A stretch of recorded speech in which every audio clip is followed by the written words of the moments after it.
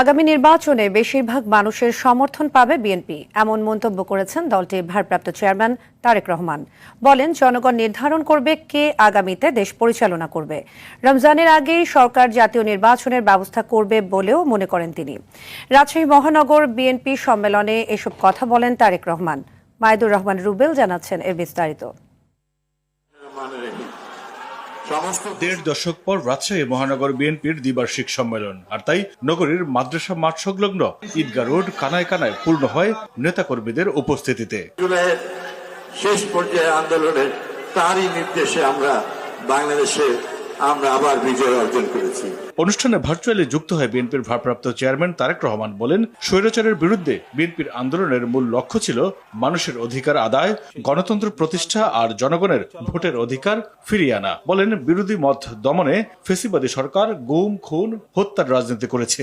সমর্থন নিয়ে ইনশাল্লাহ সরকার গঠনে সক্ষম হলে পরে আমাদেরকে এই চ্যালেঞ্জগুলো মোকাবেলা করতে হবে।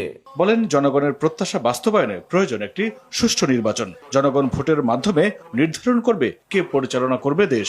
আমরা দৃঢ়ভাবে বিশ্বাস করি আগামী নির্বাচনে ইনশাল্লাহ দেশের অধিকাংশ জনগণের সমর্থন ধানের শীষ তথা বিএনপি পাবে। বিএনপির উপর দেশের মানুষের আস্থা জানিয়ে তারেক রহমান বলেন, আগামীর বাংলাদেশে মোকাবেলা করতে হবে অনেক নতুন চ্যালেঞ্জ। যুবকদের কর্মসংস্থান আর দক্ষতা বাড়ানোর কথাও বলেন তিনি। যারা যুবক, যারা বেকার, তাদের কর্মসংস্থানের ব্যবস্থা করতে হবে। যুবকদেরকে হয় আমাদের ট্রেনিং দিতে হবে, দক্ষ করে গড়ে তুলতে হবে।